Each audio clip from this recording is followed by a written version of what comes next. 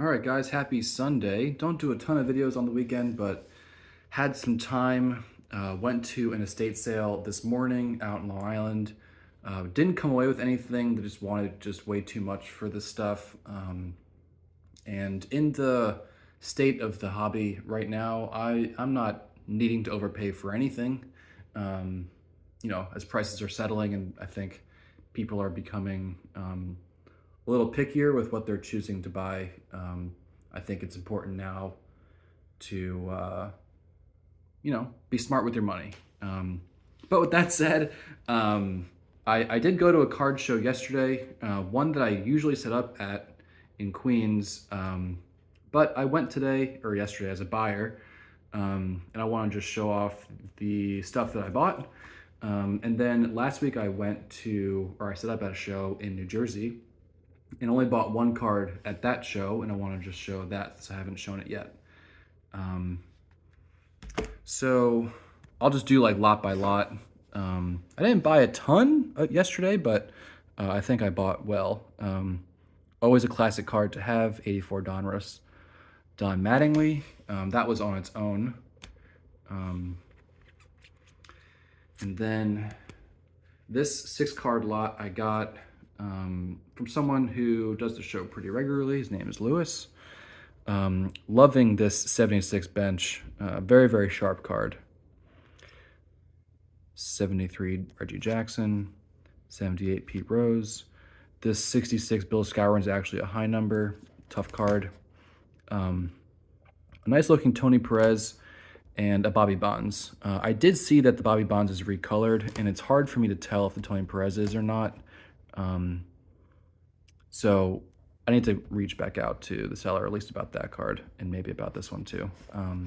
But I was, I can generally tell if a 71's been recolored. But I had a hard time seeing that with the naked eye yesterday. And then when I looked at them last night, I noticed that the Bobby Bonds had definitely been recolored, and I'm on the fence at least about the Tony Perez. So the first lot that I bought yesterday was this cool 10-card lot. Always like these batting leaders with Clemente on it, especially if they look like this. This is card number 1. Nice looking and centered Ed Matthews. This is his last card.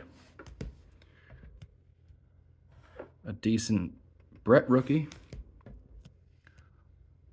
I always try and pick this card up if it's reasonable. Not centered super well, but extremely popular, just like this card. 78 Thurman Munson. Here's another nice 71. I am more confident that this is not recolored.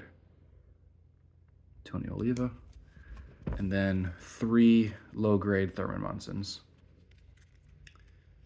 So that was that, all from yesterday, which was a fun day with my buddy Kurt. He's a viewer of the channel, doesn't have his own channel though, but had a nice time walking around with him and catching up, which was really fun. Rewind a week ago in New Jersey, like I was saying, I was set up, did some walking around and some downtime, found this really cool card. This is a 48-49 leaf George Kell, but as you can see here, something went wrong in the printing process, and Bob Sheffing was printed on the back of George Kell. So this is not the first wrong back card I've ever owned. I do have a wrong back Hank Greenberg from 41 Play Ball, which I've not seen another. PSA seems to have graded 6 wrong back George Kells, but wrong back leaf cards like these are out there.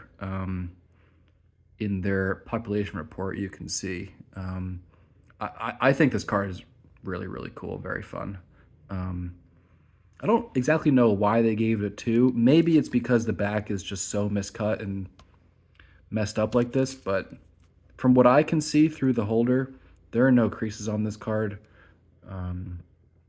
Centering is what it is, but Really, the attraction is Hall of Fame rookie, short print, and the back is wrong.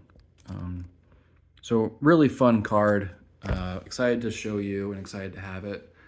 Thanks everyone for watching. Really appreciate your time. Happy hunting and enjoy your weekend.